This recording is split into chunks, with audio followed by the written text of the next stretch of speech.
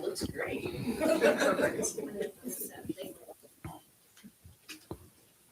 Just do that like for sure.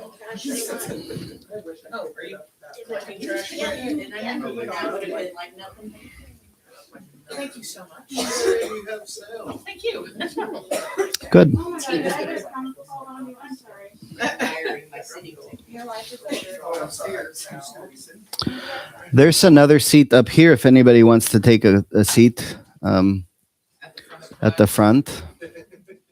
I did shower again today, so it's safe.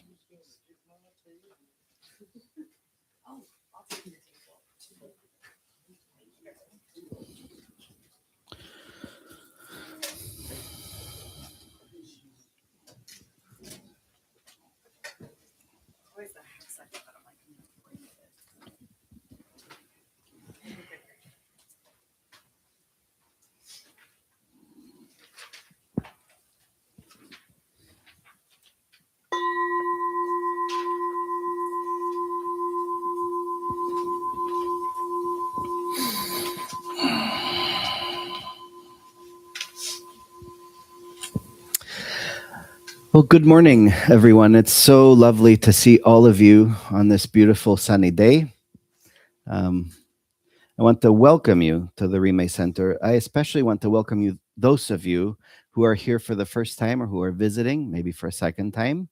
I already know that my friend Jonathan is visiting, but anybody else here for the first time, if you care to raise your hand, let us know. Great. And what's your name? John. Okay. Anyone else? And what's your name? Audrey. Katie. Thank you so much for choosing to join us today to come and practice. You're welcome to sit on this cushion if you like. There's no one sitting here. We try to be a very welcoming community. We hope you feel welcome in this space today. And those of you who are joining us online, also if you're joining us for the first time, welcome and thank you for joining us. If you would like to follow along with the service, please click the link in the event description so that you can download the service handout PDF and follow along with our prayers and chants.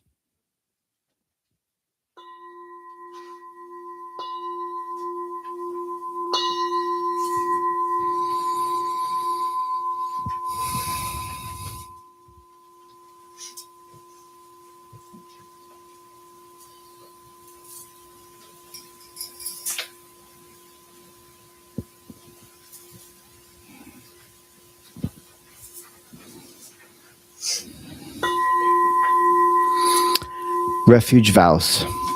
In the Buddha, Dharma, and the Sangha, I go for refuge until enlightenment is reached. May my generosity and the accumulations of merit bring benefit to all beings, and may all beings actualize perfect Buddhahood. In the Buddha, Dharma, and the Sangha, I go for refuge until enlightenment is reached. May my generosity and the accumulations of merit bring benefit to all beings, and may all beings actualize perfect Buddhahood. In the Buddha, Dharma, and the Sangha, I go for refuge until enlightenment is reached. May my generosity and accumulations of merit bring benefit to all beings, and may all beings actualize perfect Buddhahood. Four immeasurables. May all beings be endowed with happiness. May all beings be free from suffering. May all beings never be separated from happiness. And may all beings abide in equanimity, undisturbed by the eight worldly concerns. May all beings be endowed with happiness. May all beings be free from suffering. May all beings never be separated from happiness. And may all beings abide in equanimity, undisturbed by the eight worldly concerns. May all beings be endowed with happiness. May all beings be free from suffering. May all beings never be separated from happiness. And may all beings abide in equanimity, undisturbed by the eight worldly concerns. For as long as space endures, and for as long as living beings remain, until then, may we too abide to dispel the misery of the world. Seven-limbed prayer. Reverently, I prostrate with my body, speech, and mind, and present clouds of every type of offering, actual and mentally transformed. I declare all my negative actions accumulated since beginningless time, and rejoice in the merits of all holy and ordinary beings. Please remain until samsara ends and turn the wheel of Dharma for sentient beings. I dedicate the merit created by myself and others to the great enlightenment. Mandala offering. This ground anointed with perfume, strewn with flowers, adorned with Mount Meru, four continents, the sun and the moon. I imagine this as a Buddha field and offer it. May all living beings enjoy this pure land. The objects of my attachment, aversion, and ignorance, friends, enemies, strangers, and my body, wealth, and enjoyments. Without any sense of loss, I offer this collection. Please accept it with pleasure and bless me with freedom from the three poisons. Idam Guru Ratna Mandalakam Nayatayame.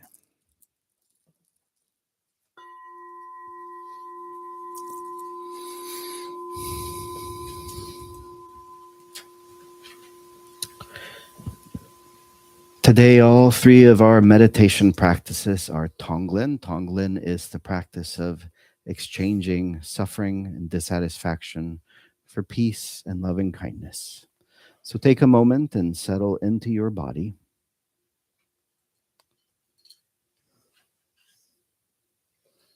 Settle into your body in whatever way is possible for you today. There is no right posture. Simply let your body be as it is. If it helps, gently close your eyes or simply soften your gaze. You may choose a point in front of you to lay your focus on.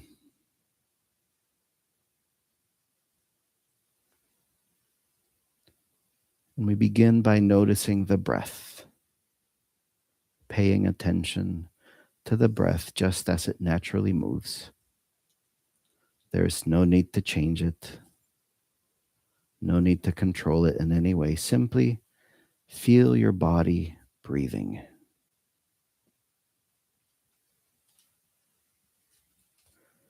Notice where you feel the breath most easily, whether it's at the nose, the chest, the belly.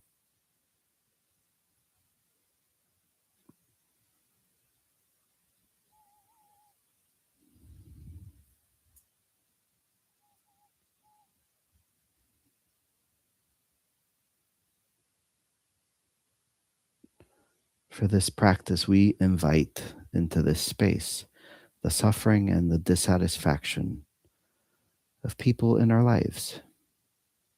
Maybe your own dissatisfaction.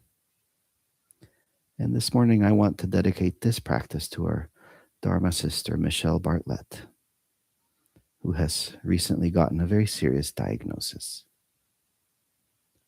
She knows we are holding her in our practice this morning.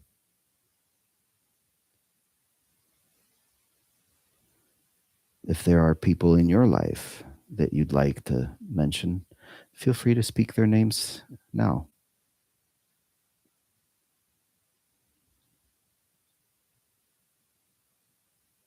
Whether aloud or inwardly.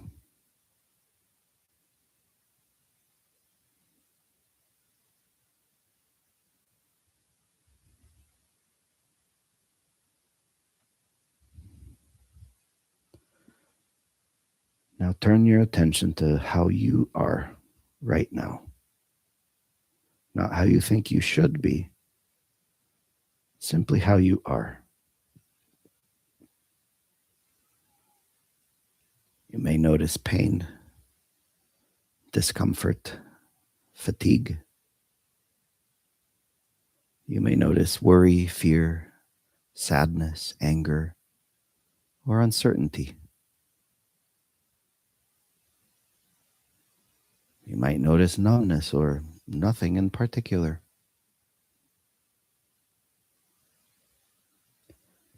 Whatever is here is allowed. Nothing needs to be fixed or pushed away. Let yourself acknowledge gently and say to yourself, this is what's here right now.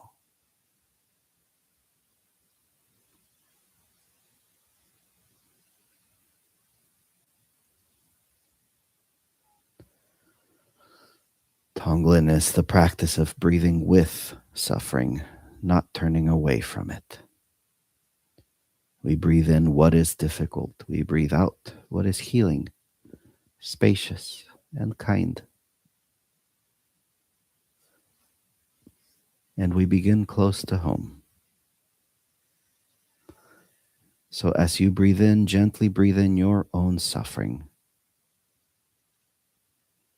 Not as a story, not as something overwhelming, just the raw feeling of your own suffering and dissatisfaction. You might imagine breathing in heaviness or tightness, or simply breathing in the truth of this moment. And as you breathe out, imagine sending yourself relief, ease, softness, warmth, kindness. Breathing in, acknowledging pain. Breathing out, offering care. Breathing in, acknowledging pain. Breathing out, offering care.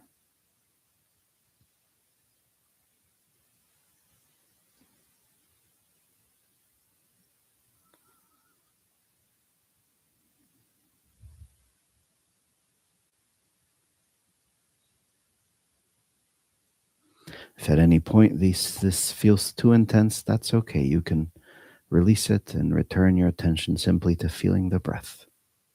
You can open your eyes. This is your practice. And now let's widen the circle just a bit. As we breathe in the suffering of others who are hurting in a similar way. Those who are sick, those who are afraid, those who are overwhelmed or exhausted. You can bring to mind specific people or simply the suffering in general of all. And as you do so, sense that you are not alone in this. Breathing in the shared human pain. Breathing out shared relief, compassion, loving kindness.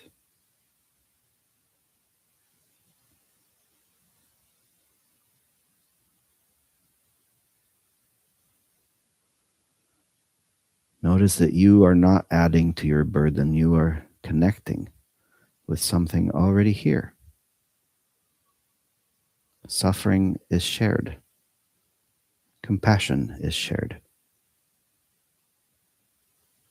Let the breath move naturally in and out.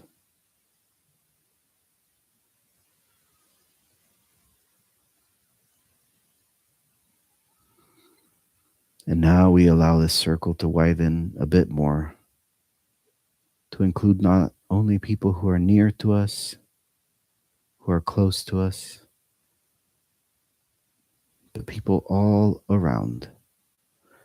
Breathing in the suffering of all those who are sick, hurting, worried, or afraid everywhere, known and unknown, near and far.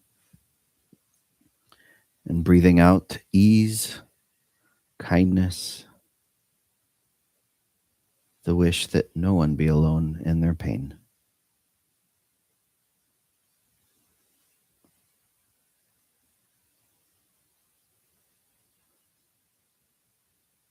Breathing in the suffering of all who are sick, all who are oppressed, all who are afraid, everywhere near and far. Breathing out ease, kindness, and the heartfelt wish that no one be alone in their pain.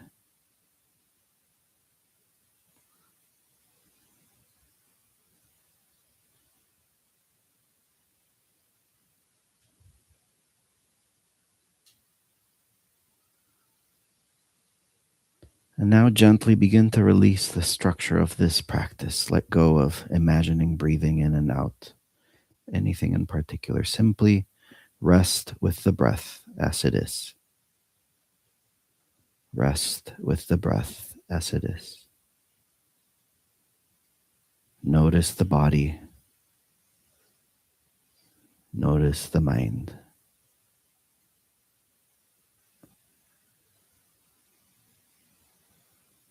Perhaps you sense a little more softness, or maybe tiredness, or maybe nothing at all. Whatever is here is fine.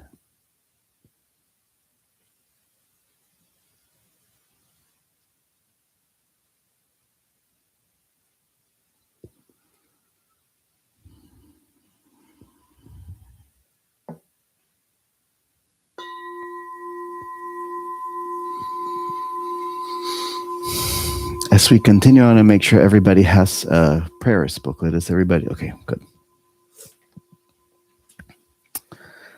Supplication to the Buddha. To the Blessed One, the one gone beyond, the fully awakened one, the great physician, the supreme teacher, you came to this earth and through your own efforts you obtained the awakened state, overcoming all suffering and distress. Through your great compassion you showed us the path to liberation. You taught us the merit of compassion, wisdom, and equanimity. To you, the glorious teacher, I prostrate. Do not commit any non-virtuous actions. Perform only perfect virtuous actions. Subdue your mind thoroughly. This is the blessing of the Blessed One. Through the merits of these thoughts, words, and actions, may we dedicate this for the benefit of all sentient beings. And like you, O Blessed One, may we and every being attain your supreme awakened state, free from the ocean of suffering. Lord of the Dharma, I prostrate to your omniscient being.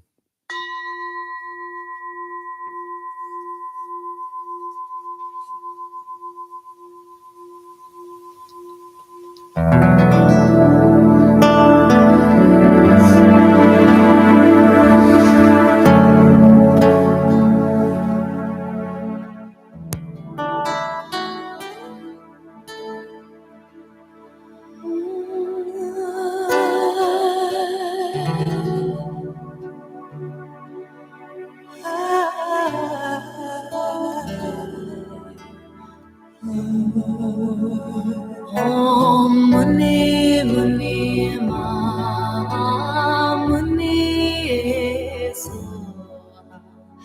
Om Muni Muni Ma Muni Soha. Om Muni Muni Ma Muni Soha. Om Muni Muni Ma Muni Soha.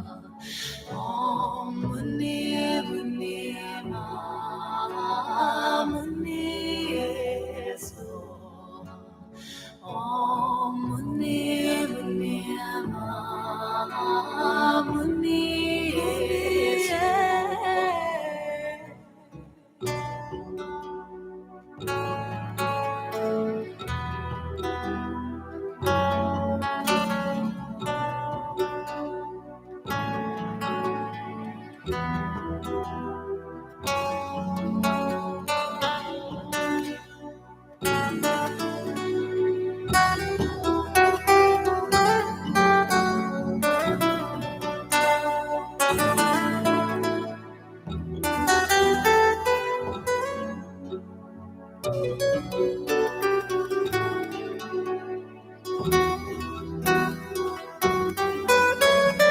Om Muni Muni Ma Muni Om Muni Muni Ma Muni Om Muni Muni Ma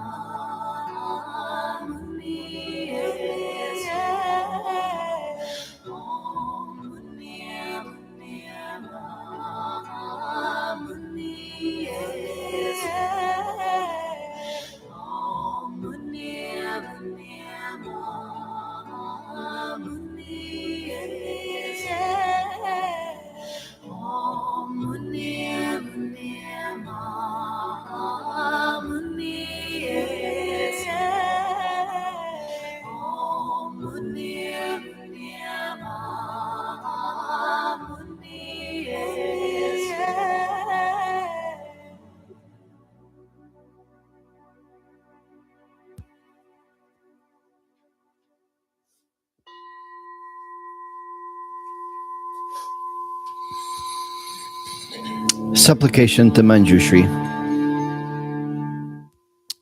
Om, homage to Manjushri, deity whose diamond speech cuts off all suffering, whose clear mind is the embodiment of insight wisdom. Manjushri, protector, free from evil and karmic stains. Your form is vast as the sky, your mind dwells in the one taste of suchness. Lord of wisdom, I prostrate to your omniscient being. Supplication to Maitreya. Om, Lord Maitreya, benevolent one, golden son of the primordial, emperor of the northern paradise, around you the stars and fierce course and turn. Within the span of your breath, countless worlds rise and fall. Deity of innumerable names, called or uncalled, you are always present. May the pure heaven of Tushita always arise before us. Supplication to Palden Lamo. Soul Mother, Lady victorious over the three worlds, please pay attention here and now. You overpower the whole apparent world, samsara and nirvana, by heroically guarding the Dharma and Dharma holders with the four types of actions flashing like lightning. You soar up openly like the full moon in the midst of a garland of powerful Dharma protectors. Powerful Dakini protector, I prostrate to your omniscient being.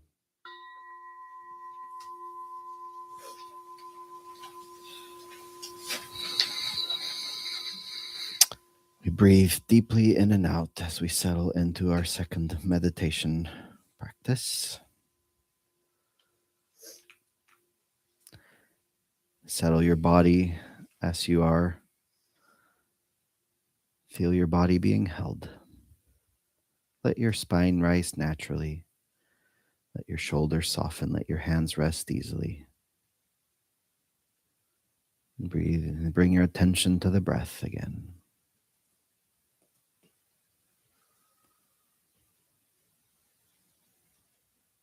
And now turn your mind to your own dissatisfaction. Those places where you feel tired, afraid, overwhelmed, discouraged. There's no need to analyze it, no need to justify it, just notice. And as you breathe in, imagine drawing that suffering in as a thick, burning cloud of smoke. Heavy, hot, a cloud of pain.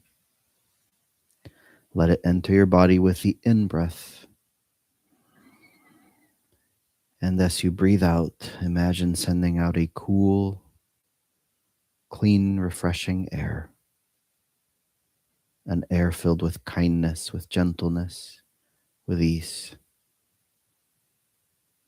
Breathing in the smoke of your own suffering. Breathing out relief, care, peace. Stay with this for a few breaths.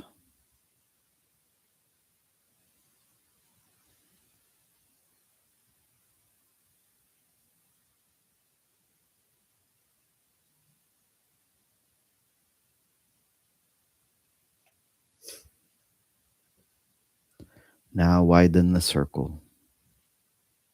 Bring to mind your family, those you love, those you struggle with, those you worry about.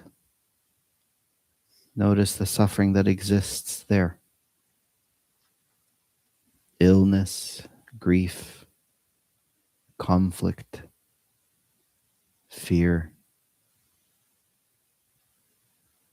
And as you breathe in, draw in that suffering, their suffering, as the same thick, burning cloud of smoke.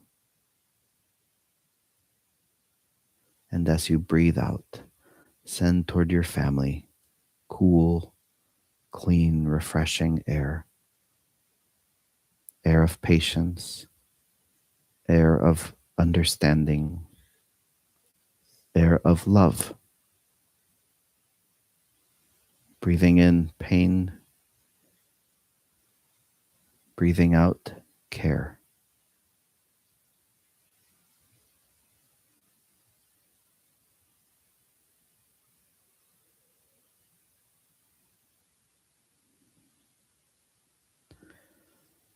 And now widen the circle again. Bring to mind your community, your neighbors, your co-workers, the people whose lives intersect with yours. Notice the anxiety, the exhaustion, the quiet loneliness, the unmet needs. Breathe in the suffering of your community as dense burning smoke. And breathe out a refreshing air of compassion, of belonging, safety, dignity. And let the breath do this work.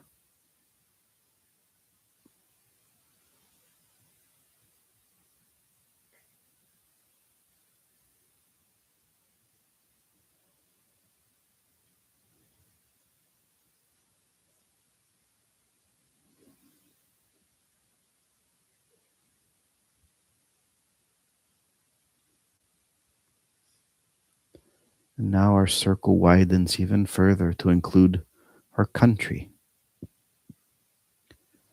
Bring to mind the collective suffering that we see and feel,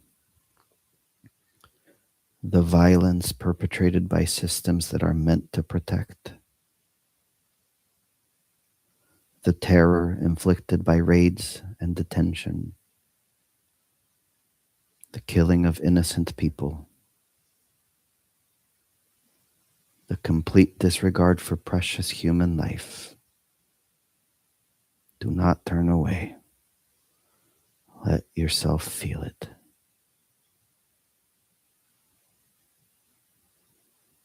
Breathe in this suffering as a vast cloud of burning smoke, heavy, acrid, overwhelming. And breathe out cool, clean air, air of justice, air of accountability, air of repair. And send this air to those harmed, to those grieving, to those living in fear.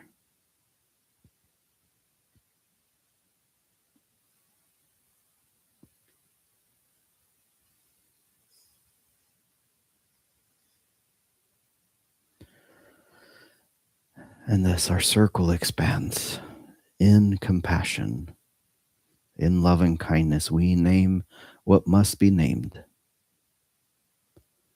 And so bring into your awareness racism, classism, sexism, the hatred of gender diverse and transgender people. Notice how these forces wound bodies, limit lives, and steal safety. Breathe in this suffering as smoke, thick, choking, corrosive smoke.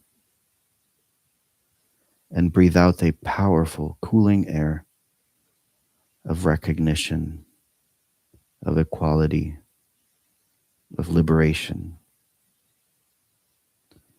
And let this air move toward all who are marginalized, all who are targeted, all who are made to feel disposable. Breathe with them.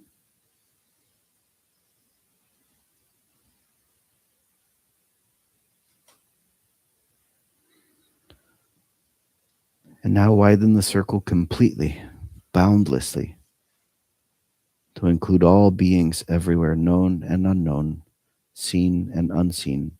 Include all suffering, all fear, all dissatisfaction. Let this cloud of smoke be vast, and trust the outbreath. Trust the outbreath. Trust the outbreath.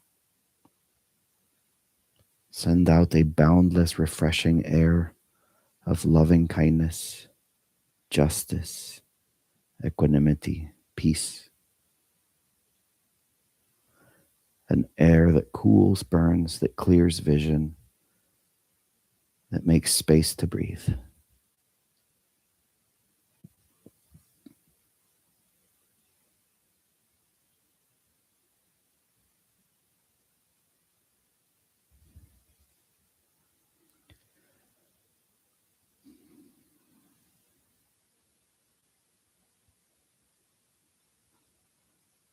And now gently begin to return your awareness to yourself, to your body. Feel your feet, feel your hands, feel your breath moving through your body. Know that you are not carrying the world alone. You are practicing solidarity.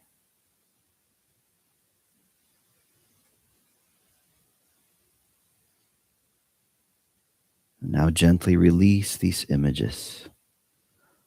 Let the breath return to its natural rhythm.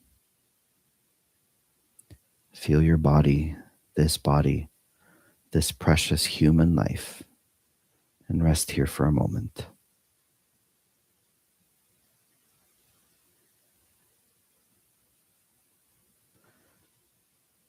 Remember day by day to carry this practice with you, not as a burden, but as a way of staying human.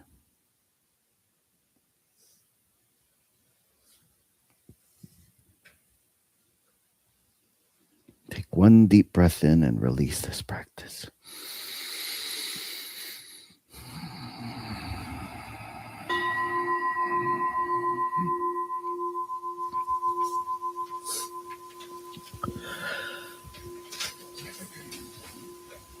Lojong Lineage Prayer.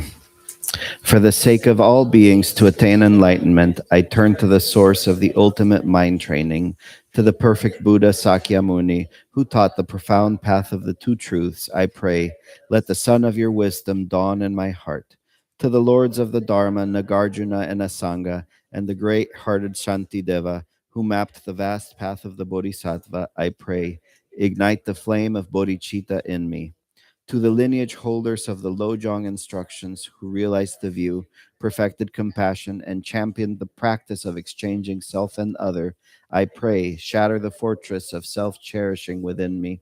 To Sir Lingpa, Atisha, and Chakawa, to Tokme Sampo, who lived what he taught, all who blended sutra into the essence, I pray, may your realization awaken in me. To my kind root Lama, the embodiment of all refuges, from whom the living stream of this lineage flows, I pray, let your mind and mine become indivisible.